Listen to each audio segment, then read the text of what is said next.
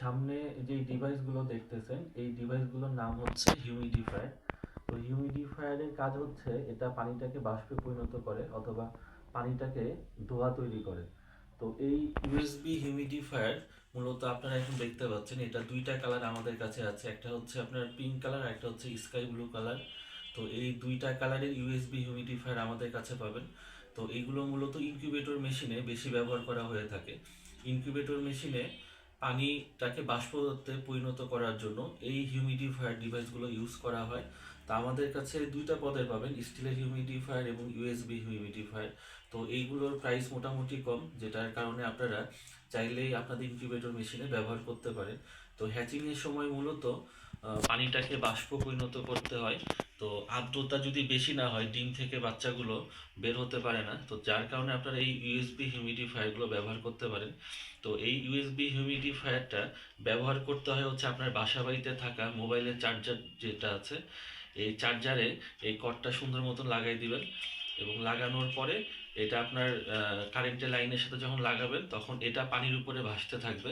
তো এই ভাসতে থাকা অবস্থায় এটা পানিটাকে বাষ্পে পরিণত করবে এবং খুবই স্মুথলি, খুবই অল্প আকারে এটা পানিটাকে বাষ্প তৈরি করবে। তো যারা মোটামুটি সেমি অটো মেশিন ব্যবহার করেন, তো সেমি অটো মেশিনের সবচেয়ে বড় সমস্যা হচ্ছে পানিটাকে বাষ্পতে পরিণত করা যায় না, বাড়ানোটা অনেক কষ্ট হয়ে যায়।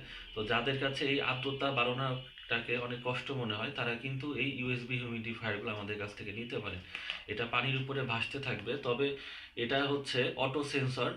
তো অটো সেন্সর হচ্ছে এখানে একটা সেন্সরের মতন একটা আছে, এই সেন্সরটা পানিটার উপরে যতক্ষণ পানির স্পর্শে থাকবে ততক্ষণ এটা বাষ্প তৈরি হতে থাকবে।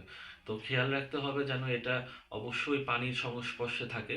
এবং সবচেয়ে সুবিধা হচ্ছে এটা যখন পানি শেষ হয়ে যাবে, পানি শেষ হয়ে গেলে অটোমেটিক অফ হয়ে যাবে। সুতরাং এটা নষ্ট হওয়ার সম্ভাবনা খুবই কম।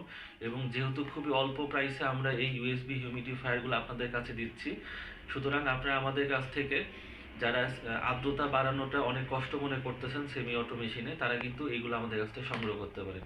এছাড়াও আমাদের কাছে স্টিলের হিউমিডিফায়ার পাবেন, তবে তুলনামূলকভাবে এই ইউএসবি হিউমিডিফায়ারের চাইতে স্টিলের হিউমিডিফায়ারগুলোর দাম কিন্তু অনেক বেশি। সুতরাং যারা এত দামের প্রোডাক্ট নিতে চাচ্ছেন না, অল্প টাকার মধ্যে এই ইউএসবি হিউমিডিফায়ারগুলো আমাদের কাছ থেকে নিতে পারেন। তো আমরা আপনাদেরকে দেখানোর জন্য মূলত এনেছি যে হিউমিডিফায়ারটা মূলত কিভাবে কাজ করে। তো দেখতে পাচ্ছেন ইউএসবি হিউমিডিফায়ার, দেখেন খুবই স্মুথলি অল্প আকারে কিন্তু পানিটাকে বাষ্প তৈরি করতেছে। আর এখানে স্টিলের হিউমিডিফায়ারটা এখানে পরিমাণে বেশি পানি কিন্তু ছিটাচ্ছে। আর এটার দুইটারই সুবিধা হচ্ছে যে এটা অটোমেটিক সেন্সরযুক্ত। দেখেন পানির পরিমাণ কিন্তু কমে যাওয়ার পরপরই এটা কিন্তু অটোমেটিক বন্ধ হয়ে যাচ্ছে। এই যে দেখেন পানি ছিটাচ্ছে এবং পানির পরিমাণ যখন কমে গেছে তখন এটা অটোমেটিক অফ হয়ে যাচ্ছে। সেমভাবে এটাও যখন পানি যখন শেষ হয়ে যাবে এটাও কিন্তু অটোমেটিক বন্ধ হয়ে যাবে।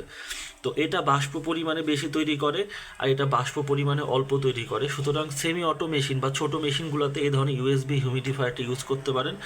আর এটা যেহেতু দুইটাই অটোমেটিক সেন্সরযুক্ত, সুতরাং আপনি নিশ্চিন্তে এই অটো সেন্সরযুক্ত হিউমিডিফায়ারগুলো আমাদের কাছ থেকে নিতে পারেন।